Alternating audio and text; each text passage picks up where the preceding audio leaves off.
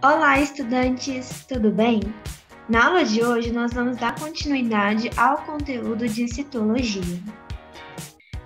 Esse vídeo foi produzido por mim, Gabriela Moraes, aluna e residente no Programa de Residência Pedagógica da CAPES, estudante do curso de Graduação em Ciências Biológicas UFMT e estagiária do Laboratório de Ornitologia na UFMT. Esse vídeo também foi produzido por mim, Poliana Caixeta, aluna residente no Programa de Residência Pedagógica da CAPES, estudante do curso de Graduação em Ciências Biológicas pela UFMT e estagiária do Laboratório de Ecologia e Conservação de Bivalves da UFMT. Nas aulas passadas, a gente estudou com vocês um pouco, sobre a história da citologia, as células, as formas celulares, as diversas funções das células. Apresentamos para vocês os tipos celulares, as células unicelulares e também as multicelulares. Também estudamos sobre os tipos celulares, com as células procariontes e eucariontes, e o citoplasma e as organelas. Mas hoje nós vamos estudar o núcleo e os processos de divisão celular. O núcleo celular, pessoal, contém os cromossomos, nos quais se encontram as informações que comandam a vida das células, que são chamados os genes. Então, aqui nessa imagem, a gente pode ter uma representação de como seria esse núcleo e o material genético dentro dele. O núcleo é essa estrutura aqui, representada nesse GIF para vocês, que é uma estrutura celular esférica ou ovoide. Ela está presente em todas as células eucarióticas que a gente conhece. E foi no ano de 1833 que o núcleo foi descoberto pelo cientista Robert Brown. Então, o termo núcleo, ele vem do grego nux, que significa semente, e é o centro de controle de todas as atividades celulares. A maioria das células eucarióticas tem apenas um núcleo, mas há exceções, como por exemplo aqui representado na imagem, as células do tecido muscular estriado esquelético, que possuem aqui vários núcleos, essas bolinhas aqui roxas representadas na imagem, por toda a sua estrutura celular. Ou como também demonstrado aqui no paramécio, que possui um macronúcleo, representado aqui na imagem, e um micronúcleo, representado aqui também. Mas há ainda células que perdem o núcleo e tornam-se anucleadas. Como exemplo de células anucleadas, são as hemácias em mamíferos, representado nessa imagem aqui. As hemácias são células que não possuem núcleo. Lembre-se, as células geralmente têm somente um núcleo, mas há exceções, como eu apresentei para vocês. Elas podem apresentar mais de um núcleo ou podem ser anucleadas. O núcleo celular contém vários componentes, e esses aqui são os fundamentais para o bom exercício dessa organela. Abordaremos com vocês todos com bastante detalhes, assim vocês vão poder conhecer melhor cada estrutura. Nesse exemplo, a gente tem aqui a carioteca, ou envoltório nuclear, Ele possui esses dois nomes. Nós temos também a cromatina, ali na ilustração a gente tem uma setinha que mostra onde ela se localiza. Nós temos o nucleolo também, ali apontado na setinha. E a gente tem também o nucleoplasma, ou também cariolinfa. Então, pessoal, o primeiro componente fundamental do núcleo que nós vamos apresentar para vocês é o envoltório nuclear, também chamado de carioteca. Ele delimita o núcleo, separando o conteúdo do núcleo com o conteúdo citoplasmático. É constituído por duas membranas lipoproteicas justapostas.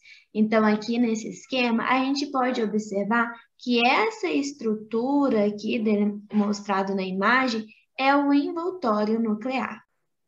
No envoltório nuclear, a gente também pode encontrar ribossomos aderidos à sua superfície, que são todas essas bolinhas aqui representadas no esquema. Além dos ribossomos, nós também podemos encontrar os poros na superfície do envoltório nuclear, são importantes para a troca de substâncias entre o núcleo e o citoplasma. O poro são todas essas estruturas representadas aqui na imagem. E o termo cromatina é utilizado para indicar o conjunto de cromossomos presentes no núcleo celular. Aqui nessa estrutura, nessa imagem que a gente consegue ver direitinho onde está localizada a cromatina, como vocês podem ver. E o que seriam, então, os cromossomos? Bom, de uma forma bem resumida, os cromossomos são conhecidos também como uma estrutura bem organizada que contém o material genético do organismo, né? Então, aqui a gente tem a ilustração onde mostra onde está localizada a cromatina ali no interior do núcleo, né? Nos cromossomos, a gente pode conhecer o principal conceito que define ele, é que ele é uma estrutura bem organizada e é no cromossomo que está armazenado o material genético do organismo, ali dentro do núcleo. Uma outra estrutura muito importante que constitui o núcleo são os nucleolos, que são constituídos de RNA ribossômico. Eles possuem uma formação arredondada, densa e formada por RNA ribossômico e proteínas. Sua função principal é garantir a produção adequada de ribossomos, organelas relacionadas com a síntese de proteína para a célula. Então, aqui na imagem, a gente pode observar que o nucleolo é essa estrutura aqui azul, que possui alguns emaranhados. Então, ele é um aglomerado de partículas ribossômicas em formação. Uma outra estrutura muito importante é o nucleoplasma, que é uma solução aquosa que envolve a cromatina e os nucleolos.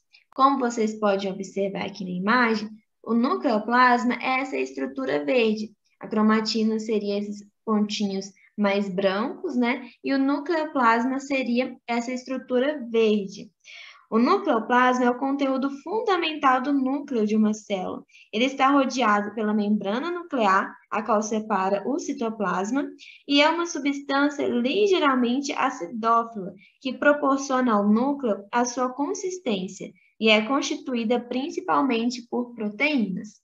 Além disso, pode ser formada também por íons, moléculas de ATP, nucleotídeos e enzimas. E outro item muito importante são os cromossomos. Estes são constituídos por uma molécula de DNA que está associado a diversas proteínas.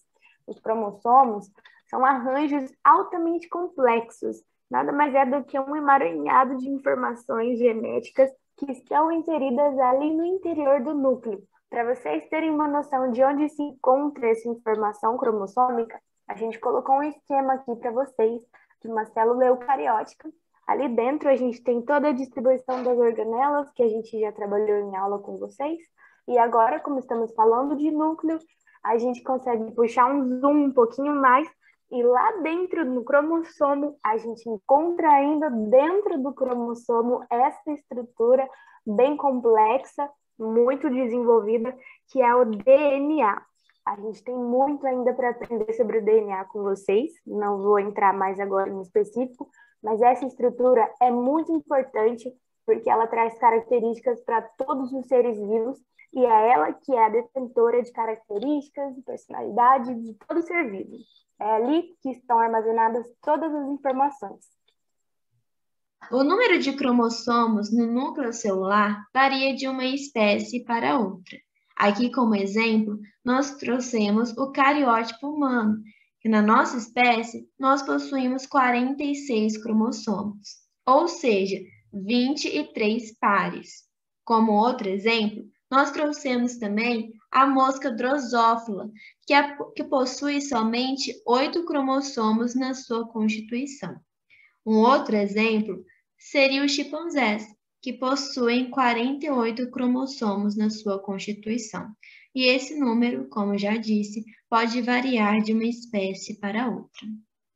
Na citologia, dividir é o mesmo que duplicar, pois quando se dividem as células, elas se multiplicam. Aqui a gente trouxe um esquema para vocês, onde nós temos a reprodução de uma célula unicelular, a bactéria, que ocorre pelo processo de mitose, que a gente vai mostrar para vocês aqui na frente. Percebam como aumenta o número de indivíduos. Agora vocês devem estar se perguntando, por que as células se dividem? Neste exato momento, centenas de milhares de células estão se reproduzindo em seu corpo. Estas se multiplicam para repor constantemente as células que morrem. Na medula de certos ossos, as células se multiplicam para originar hemácias e leucócitos do sangue. E sim, elas se dividem o tempo todo, milhares delas constantemente se dividindo, justamente para reporem as células que estão morrendo, células da pele, unhas, cabelos. Aqui na imagem, nós trouxemos para vocês a medula óssea. Através da medula óssea são produzidas as células sanguíneas, como demonstrado aqui no esquema, as hemácias, e todas as outras variedades, como uma célula muscular, células que revestem o intestino, células que revestem o fígado, ou seja, uma variedade de células que depois serão distribuídas ao longo de todo o organismo. E a divisão das células faz parte daquilo que os biólogos denominam como ciclo celular. Esse é o período em que se inicia a partir do surgimento da célula, a partir da divisão de uma célula que é pré-existente, ou seja, que já existia. E esta fase termina quando ela se divide em duas células filhas, pelo processo de mitose, como vocês podem ver aqui no exemplinho dessa imagem. Os citologistas dividem o ciclo celular em duas principais etapas. A primeira, a divisão celular. A divisão celular compreende a mitose, ou seja, a divisão do núcleo, e a citocinese, que é a divisão do citoplasma. E a intérfase, na maior parte do tempo, a célula permanece em intérfase, definida como o período entre duas divisões celulares consecutivas. E como falado anteriormente, essas aqui são as etapas da divisão celular. E a fase da intérfase, que é essa faixa aqui, está em roxo, é realmente a parte em que a célula se encontra na maior parte do tempo, né? E como você pode ver, a intérfase está dividida em 3 etapas. A parte 1 da intérfase, que é a fase G1, a gente é conhecido como fase G1, que é a fase do crescimento. Depois disso, ainda na intérfase, a célula passa pela etapa S, de crescimento e duplicação do DNA. Então, esse material genético acaba sendo duplicado e a célula cresce um pouco mais. Na fase G2, ocorre o crescimento e a preparação final para, então, a ocorrência da divisão celular. Depois disso, a gente já vai para a etapa da mitose. Então, a célula sai da etapa de intérfase e entra para a mitose para ocorrer, então, a divisão celular. Dentro da mitose, existem várias etapas. A gente vai explicar para vocês um pouquinho mais na frente, mas o nome dessas etapas dentro da mitose são prófase, prometáfase, metáfase, anáfase, telófase, então a citocinese. Existem dois processos de divisão celular. A mitose é o processo que a célula se divide em duas células filhas, com o mesmo número de cromossomos. Como representado aqui nesse esquema, a gente tem uma célula-mãe que se divide em duas células filhas, com o mesmo número de cromossomos. E a meiose é o processo pelo qual a célula se divide em 4 células filhas, com redução do número de cromossomos pela metade.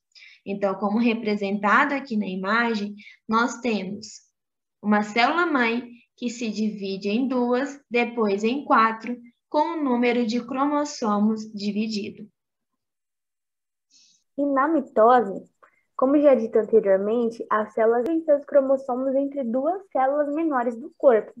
Esse processo dura geralmente 52 a 80 minutos e é dividido em 4 fases. O processo de divisão celular, então, ocorre a duplicação do núcleo, né?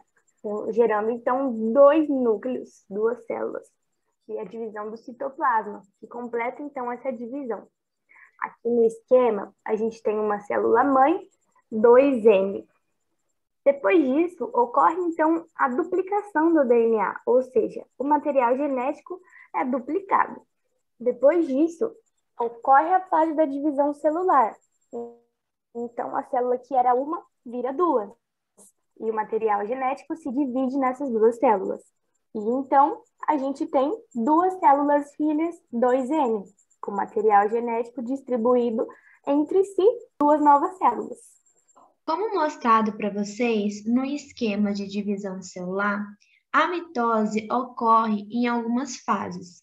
A primeira fase é a fase chamada de prófase, onde vai ocorrer a condensação dos cromossomos. Na metáfase, vai ocorrer a liberação dos cromossomos, onde eles migram para a região equatorial da célula, ou seja, que fica no meio do caminho entre os polos da célula. Na anáfase, ocorre a separação das cromátides irmãs. Elas são puxadas para os polos opostos da célula. Na telófase, a membrana da célula é reconstituída e ocorre a organização dos dois novos núcleos. E, por fim, na citocinese, ocorre a divisão do citoplasma, formando duas células filhas. Esse esquema representa as etapas da mitose. Na prófase, os cromossomos se condensam. Na metáfase, elas migram para a região equatorial da célula. Na anáfase, as cromátides mudam para cada polo da célula. Na telófase, ocorre a organização dos novos núcleos. E na citocinese, ocorre a divisão do citoplasma, como vocês podem ver no esquema, formando duas novas células. Concluindo com vocês a mitose, é importante que vocês lembrem dessas duas informações, que na mitose, uma célula-mãe, 2N, origina duas células filhas, também com o mesmo número de cromossomos. Outra parte fundamental também que vocês entendam é que esse processo ocorre nas células somáticas, que formam os tecidos e órgãos em organismos multicelulares. Então, como representado nessa imagem, as células somáticas formam os tecidos dos nossos órgãos, e essa formação ocorre por mitose.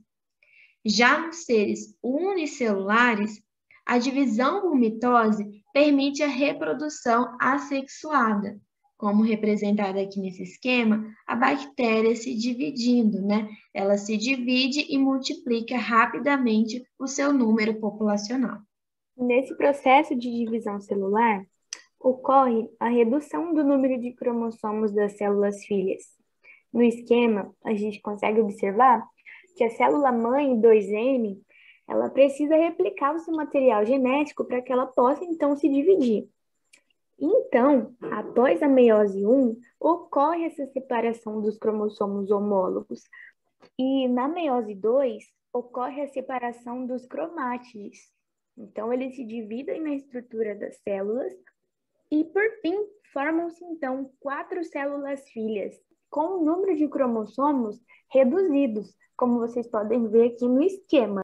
Depois que a separação das cromátides, originam, então, 4 células filhas, e nessas 4 células filhas, todas elas com cromossomos divididos, mas a gente consegue ver também uma variabilidade ali no material genético, que acabou havendo uma recombinação dessas informações. As fases da meiose é um pouco diferente das fases ocorrentes na mitose, porque na meiose nós temos duas divisões nucleares, a fim de formar 4 células filhas. Por isso, nós vamos ter as etapas duplicadas em cada processo. Então, na meiose, nós vamos ter, em vez de só a prófase, nós vamos ter prófase 1 e 2, que vão ser responsáveis pela condensação dos cromossomos.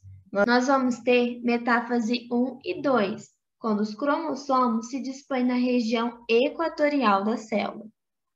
As anáfases 1 e 2, os cromossomos migram para os polos opostos da célula. Por fim, na telófase 1 e 2, os cromossomos se descondensam e formam os núcleos filhos, para a formação, então, das 4 células filhas no processo da meiose. E, para concluir o processo meiótico, temos que ter bem conceituado que na meiose, uma célula-mãe 2M origina, então, 4 células filhas M, ou seja, o número de cromossomos é reduzido pela metade nesse processo de meiose. É um processo que ocorre em todas as células sexuais gaméticas, que formam então gametas femininos, por exemplo, o óvulo, e os masculinos, os espermatozoides. Isso dá a possibilidade da reprodução sexuada, que é o nosso caso, o exemplo dos seres humanos que se reproduzem da forma sexuada, ou seja, ocorre a troca de gametas masculinos e femininos para então que origine um novo ser vivo. Finalizando esse conteúdo com vocês, pessoal, nós trouxemos esse slide que resume tudo que nós estudamos nessa aula. A mitose e a meiose contam com diversas semelhanças: formação do fundo mitótico, eliminação da carioteca e movimento dos cromossomos, tanto para o meio quanto para os polos das células. Contudo, existem diferenças básicas que podem ser destacadas. A mitose resulta de duas células geneticamente iguais, enquanto na meiose são células geneticamente diferentes. Além disso, na mitose não há redução do número de cromossomos, ao contrário da meiose. A mitose ocorre em células somáticas, já a meiose acontece em células germinativas. Então, lembre-se disso, pessoal. No processo de divisão celular por mitose, nós possuímos duas células filhas com o número de cromossomos igual à sua célula progenitora. E esse processo ocorre para a formação de células somáticas que formam os nossos tecidos e os nossos órgãos.